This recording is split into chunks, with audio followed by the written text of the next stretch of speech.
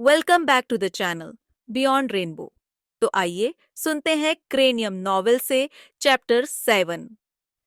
फिनिया की कॉन्फिडेंट आवाज ने बुआ को भरोसा दिलाया कि सब ठीक हो जाएगा और उन्हें कुछ नहीं होगा। बुआ की आवाज में अजीब सा डर था जिसे वो कंट्रोल करने की कोशिश कर रही थी, लेकिन एक बात के लिए वो खुद की किस्मत या फिर अपने कर्मों के लिए ग्रेटफुल थी कि फिनिया इस वक्त उसके साथ थी। अगर अकेले होती तो शायद बेहोश हो जाती।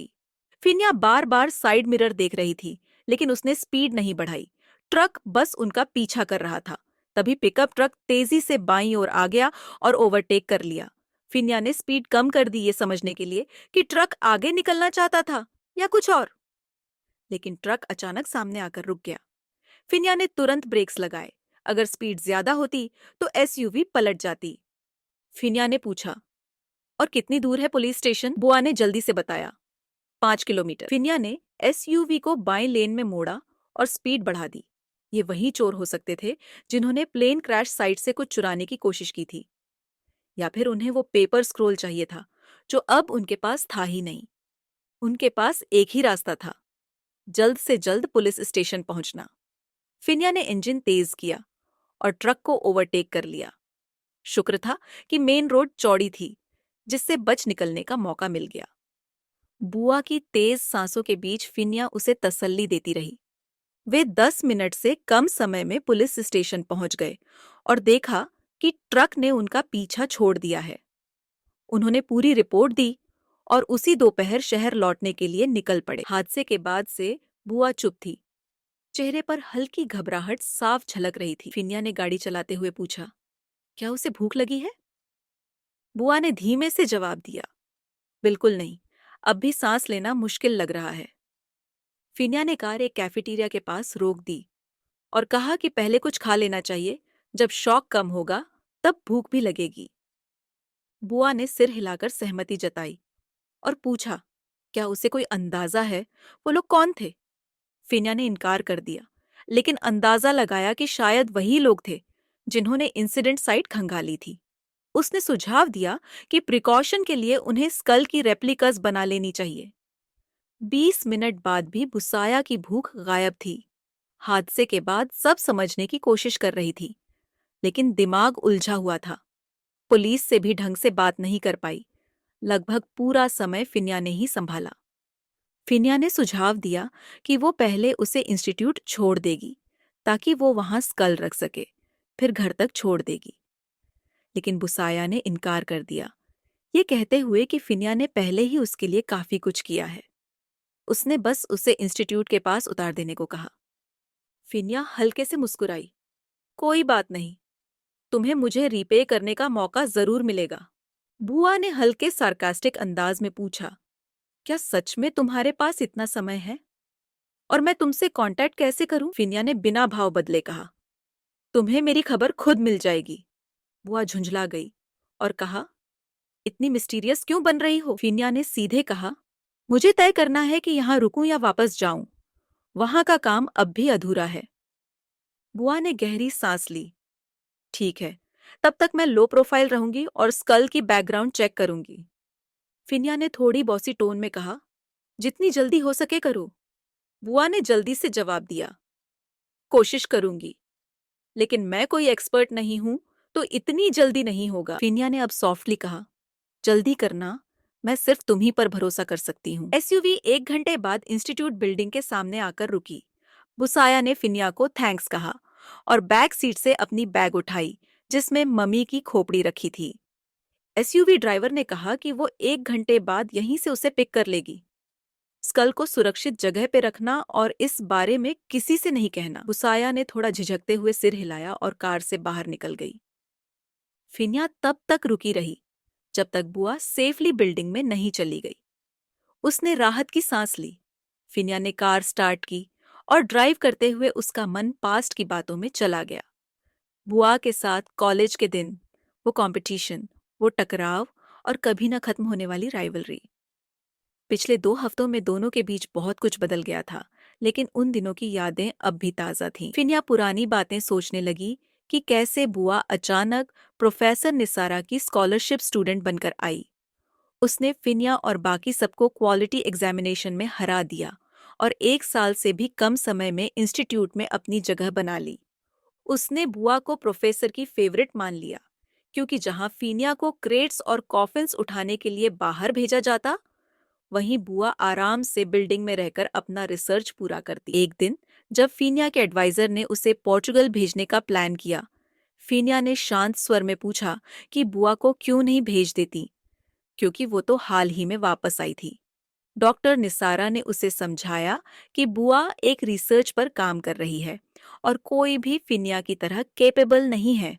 फिर फिनिया ने अपनी चिंता जताई कि उसे यहाँ कुछ समय बिताना है। वो सोच रही थी कि कब ग्रेजुएट होगी, क्योंकि उसके क्लासमेट्स उससे आगे बढ़ चुके थे। डॉक्टर निसारा ने उसे सीधे सवाल किया, क्या तुम सिर्फ ग्रेजुएट होना चाहती हो या एक एंथ्रोपोलॉजिस्ट बनना चाहती हो? फिनिया कुछ देर चुप रही, क्योंकि ये सवाल एक पीएचडी स्टूडेंट के लिए इतना आसान नहीं था। डॉक्टर निसारा ने कहा कि अगर वो सिर्फ ग्रेजुएशन के लिए पढ़ाई कर रही थी तो वो कुछ नहीं कहेंगी, लेकिन उन्हें उम्मीद थी कि वो ह्यूमैनिटी की असली वैल्यू समझेगी। फिर उन्होंने ये भी कहा कि वो इस पर विचार करे और वो अगले हफ्ते फिर बात करेंगे। डॉक्टर निसारा के शब्द पूरे हफ्ते फिनिया के दिमाग में गूंजते रहे। वो खुद से सवाल करने लगी कि क्या वो सचमुच एक सच्ची एंथ्रोपोलॉजिस्ट बनना चाहती थी या बस ग्रेजुएशन पूरा करना चाहती थी। 1 हफ्ते बाद फीनिया अपनी एडवाइजर के पास गई। पिछले कुछ दिनों से उसने इस बारे में काफी सोचा, लेकिन अब भी कोई जवाब नहीं था। जैसे ही वो बैठी, एडवाइजर ने पहला सवाल पूछा, क्या तुम अब भी ग्रेजुएट होना चाहोगी? फीनिया थोड़ी देर चुप रही और फिर बोली, मुझे नहीं पता। एडवाइजर ने मुस्कुराते हुए कहा, तो फिर मैं तुम्हारे लिए फैसला करती हूँ। कल तुम इस इंस्टीट्यूट से इस्तीफा दोगी और अपने क्रेडिट्स को ट्रांसफर कर दोगी। तुम्हें ओवरसीज पढ़ाई करने के लिए फ्री स्कॉलरशिप पर भेजा जाएगा और 2 साल में ग्रेजुएशन पूरा कर सकोगी। बुआ यहाँ तुम्हारा रिसर्च संभाल लेगी। पिनिया ने धीरे से कहा, लेकिन ये सब क्यों? मैं समझ नहीं पा रही। एडवाइजर ने जवाब दिया, तुम जल्दी ग्रेजुएट होना चाहती थी ना, तो मैंने तुम्हारे लिए रास्ता ढूंढ लिया है। फिनिया को कोई जवाब देते नहीं बना। वो बाहर निकली, लेकिन उसके मन में ढेर सारे सवाल थे। एडवाइजर ने उसे अचानक ओवरसीज पढ़ाई के लिए भेजने का फैसला क्यों किया? उसी समय बुसाया, जो 3rd ईयर स्टूडेंट थी, सामने से आ रही थी। उसने जैसे ही फिनिया को देखा, वो तुरंत मुड़ गई। वाटर लिली, फिनिया ने तेज आवाज में पुकारा। बुआ ने पीछे मुड़कर देखा। प्रोफेसर ने कहा कि तुम मेरी रिसर्च संभालोगी। तुम मेरे एफर्ट्स का क्रेडिट चुरा रही हो। मैंने इसे आधा पूरा कर लिया है, फिनिया ने गुस्से से कहा। प्रोफेसर ने कहा कि तुम यहां नहीं रहोगी, इसलिए उन्होंने मुझे दे दिया, बुआ ने अपने डिफेंस में बोला। फिनिया की आवाज में कड़वाहट थी। तुम सच में प्रोफेसर की फेवरेट हो। बुसाया को इस बहस में नहीं पड़ना था। अच्छा हुआ कि प्रोफेसर ने उसे ओवरसीज स्कॉलरशिप दे दी थी। हर बार जब वो फैकल्टी बिल्डिंग पहुंचती, फिनिया उसे परेशान करने का कोई न कोई तरीका निकाल ही लेती। अगर प्रोफेसर ने मदद नहीं मांगी होती तो ये टकराव कभी न होता। बुआ ने सोचा, फिनिया शायद उसकी पिछले जन्म की दुश्मन होगी। अगर तुम्हें वापस चाहिए तो ले लो। मैं इसे तुम्हारी परमिशन के बिना कैसे ले सकती हूँ? बुआ ने कहा। मुझे अपने काम पर तुम्हारा नाम नहीं चाहिए। फिनिया प्रोफेसर का गुस्सा भी बुआ पे निकाल रही थी। ऐसा मत सोचो कि मुझे तुम्हारा काम चाहिए, बुसाया बोली। जाओ, प्रोफेसर से खुद बात करो और फिर मुझे डिसीजन बता देना। तुम्हारी नेगेटिविटी और बदले की भावना के लिए मेरे पास टाइम नहीं है। लोटस पर्ल, तुम मेरी रिसर्च ले रही हो और ऊपर से मुझे ही बुरा भला बोल रही हो। फिनिया की आवाज ऊंची हो गई। लोग उनके आसपास इकट्ठा होने लगे, लेकिन कोई बीच में नहीं आया। अगले दिन फिनिया ने अपना रेजिग्नेशन लेटर लिखा और यूनिवर्सिटी से गायब हो गई। 1 हफ्ते बाद बुसाया को ग्रेजुएट स्कूल से डिसिप्लिनरी इन्वेस्टिगेशन का लेटर मिला। बुआ को निकाला भी जा सकता था। फिनिया ने जाते जाते एक भयंकर टाइम बॉम्ब गिराया था। बुआ ने सोचा, अगर कभी मौका मिला तो वो अपना हिसाब जरूर चुकता करेगी, और अगर नहीं तो बस यही चाहेगी कि उसकी जिंदगी में फिनिया का नाम फिर कभी ना आए। 2 घंटे बाद फिनिया वापस आई, जैसा कि उसने कहा था। बुसाया इंस्टीट्यूशनल बिल्डिंग के पास कैफेटेरिया में चुपचाप बैठी थी। फिनिया ने पास आकर देखा और हल्के से मुस्कुराई। तुम अभी भी शॉक में हो वाटर लिली? आज तुम अपनी यूजुअल बातूनी मूड में नहीं लग रही। क्या तुम्हें डर लग रहा है? बुआ ने सिर हिलाया। हाँ, थोड़ा। मैंने पहले कभी ऐसा महसूस नहीं किया। उसने गहरी सांस ली। कुछ पल सोचने के बाद उसने पूछा, लेकिन तुम इससे कैसे डील करती हो? फिनिया कुछ देर चुप रही, फिर अपना एक्सपीरियंस शेयर करते हुए बोली, जब मैंने पहली बार ऑन साइट जाना शुरू किया तब मैं भी तुम्हारी तरह थी। एक बार जब मैं कैंप साइट के पास सो रही थी, आधी रात को अचानक हंगामा मच गया। फिर गन शॉट्स गूंज उठी, ठीक वैसे ही जैसे हमारे साथ हुआ था। बुआ पूरी तरह फिनिया की बातों में खो गई। मेरा दिमाग कह रहा था कि छुप जाओ, लेकिन पूरा शरीर सुन्न पड़ गया था। किसी तरह खुद को घसीटने की कोशिश की, लेकिन उठ नहीं पाई। ऐसा लगा मानो शरीर ने साथ छोड़ दिया हो। लगा बस वही मेरा आखिरी दिन है और सब खत्म। फिर मेरा दोस्त आया, मुझे घसीटकर सुरक्षित जगह ले गया। दोनों शायद पहली बार इस तरह बात कर रहे थे, जैसे कि दो पुराने दोस्त। तुम ठीक हो जाओगी, यकीन मानो।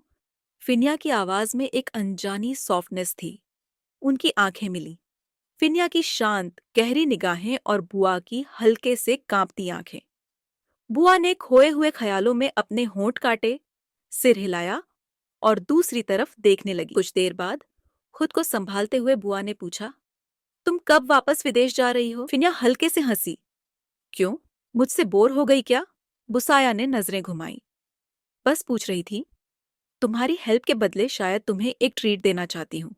फिनिया ने हल्का सिर झुकाया और कहा, मुझे पहले वहां अपना काम खत्म करना है। दोनों ने खाना चुपचाप खत्म किया। बुआ की नजरें बार बार फिनिया पर टिक जाती, कभी तारीफ से, कभी हल्की हैरानी से। उसे लग रहा था कि फिनिया अब ज्यादा समझदार हो गई है, शायद उन हालातों की वजह से जिनसे वो अलग होने के दौरान गुजरी थी। थोड़ी देर बाद बुआ ने खामोशी तोड़ी। तुम सच में यहाँ वापस काम करने नहीं आ रही हो?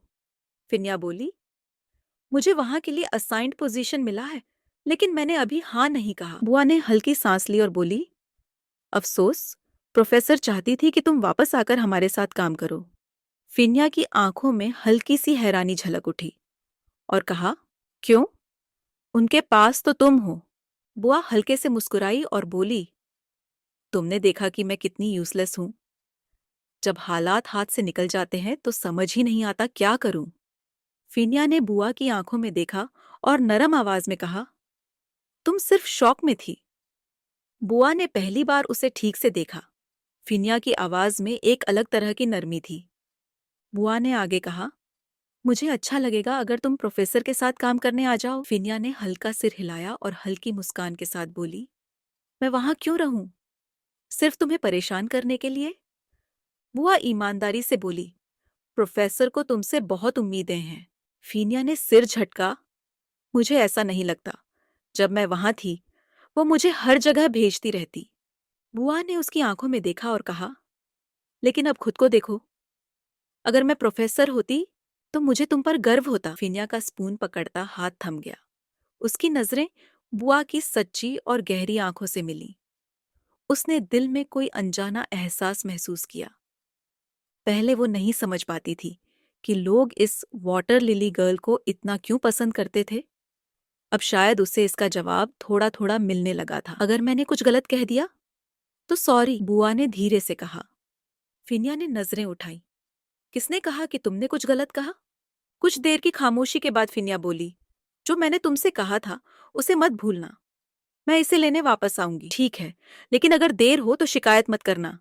अभी प्लेन क्रैश विक्टिम्स की पहचान करनी है, वही ज्यादा जरूरी काम है। बुसाया ने कहा, वैसे भी मुझे आर्कियोलॉजिकल वर्क का ज्यादा अनुभव नहीं है। फिर भी तुम एक डॉक्टर हो, फिनिया ने याद दिलाया। लेकिन हर किसी की कोई ना कोई कमजोरी होती है, बुआ ने जवाब दिया। और तुम्हारी कमजोरी है सोना, फिनिया ने छेड़ते हुए कहा। बुआ हल्का सा हंसी, सही कहा, लेकिन मुझे इन दिनों मुश्किल से ही नींद आती है। फिनिया मुस्कुराई और कहा, तुम प्रोफेसर की फेवरेट हो वाटर लिली, तो सारा मेहनत का काम तुम्हारे हिस्से ही आएगा। इसमें मैं कुछ नहीं कर सकती। मैं उसकी फेवरेट नहीं हूं, बुआ ने विरोध किया। सबसे ज्यादा की स्कॉलरशिप तुम्हें मिली है, तो तुम ये नहीं कह सकती कि मैं उनकी फेवरेट हूं। फिनिया ने जवाब में कुछ नहीं कहा। बस मुस्कान के साथ बैठी रही। डिनर के बाद बिल का इंतजार करते हुए फिनिया ने धीरे से कहा, अपने रूम में अंधेरा होने से पहले चले जाना। भले ही हमने कार चेस में उन्हें चकमा दे दिया, लेकिन इवेंट के नियमों के मुताबिक एक्सपर्ट्स और ऑफिशियल्स के नाम सार्वजनिक होंगे। उन्हें नहीं पता कि हम कौन हैं। फिर भी सतर्क रहना होगा। तो तुम मुझे कुछ बताने वाली भी नहीं, बस निर्देश देती रहोगी? बुआ ने शिकायत की। मैं खुद नहीं जानती कि क्या हो रहा है। फिनिया बोली, ठीक है, इस बार मैं तुम्हारी बात मान लेती हूँ। वैसे भी मुझ में बहस करने की ताकत नहीं बची है। उस रात के बाद फिनिया ऐसे गायब हो गई मानो जैसे कभी थी ही नहीं।